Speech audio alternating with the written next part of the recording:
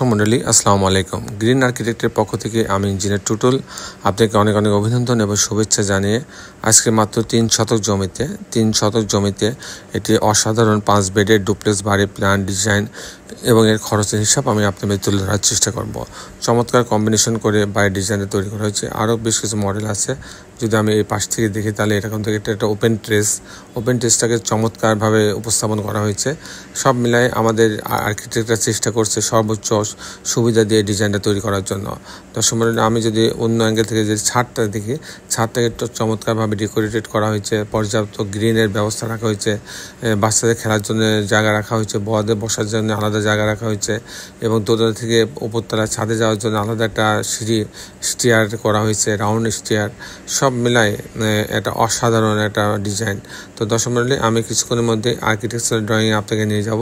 তারপর এই ধরনের বাড়ি নির্মাণ করতে কেমন টাকা খরচ হয় তারও একটা হিসাবও আমি আপনাদের মাঝে তুলে ধরার চেষ্টা করব।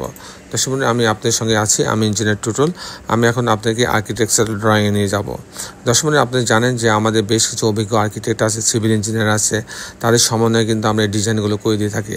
আমরা যখন একদিকে ডুপ্লেক্স বাড়ি, একতলা বাড়ি, দুইতলা বাড়ি ডিজাইন করি, তেমনই আমরা বেশিরভাগ কাজ আমরা বহুতলা বাড়ির কাজ করি, যেমন 7 তলা, 10 তলা, 15 তলা, G+13, 14 এরকম আমরা এই কাজগুলো করি। তো দর্শক মণ্ডলী, আমাদের বেশ কিছু সারা দেশে এবং বিদেশে আমাদের বেশ কিছু আমাদের ভক্ত আছে।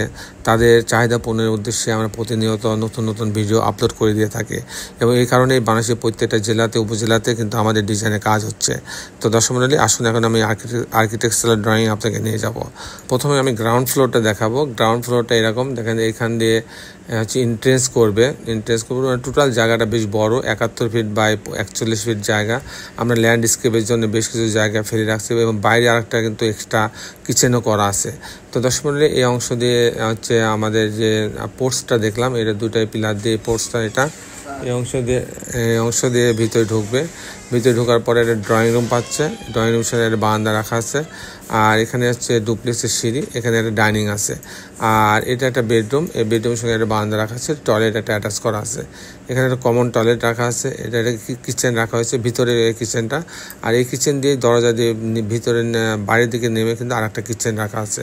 এই কিচেনের সঙ্গে একটা স্টোর রাখা আছে, আর এখানে আরেকটা বেডরুম রাখা আছে। বেডরুমের সঙ্গে টয়লেট অ্যাটাচ করা আছে, একটা বারান্দা রাখা আছে।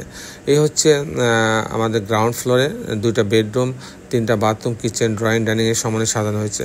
আমি যদি ফার্স্ট ফ্লোরে যাই, তো এই সিঁড়ি দিয়ে, ডুপ্লেক্সের সিঁড়ি দিয়ে ফার্স্ট ফ্লোরে চলে আসবে। আসার পরে একটা ফ্যামিলি লিভিং পাচ্ছে। এখানে একটা বেডরুম আছে, বেডরুমের সাথে টয়লেট অ্যাটাচ করা আছে, একটা বারান্দা আছে।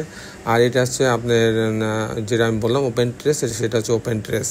আর এখানে একটা বেডরুম, এই বেডরুমের সঙ্গে একটা টয়লেট অ্যাটাচ করা আছে, একটা বারান্দা আছে। আর এই বেডরুমের সঙ্গেও একটা বারান্দা রাখা আছে।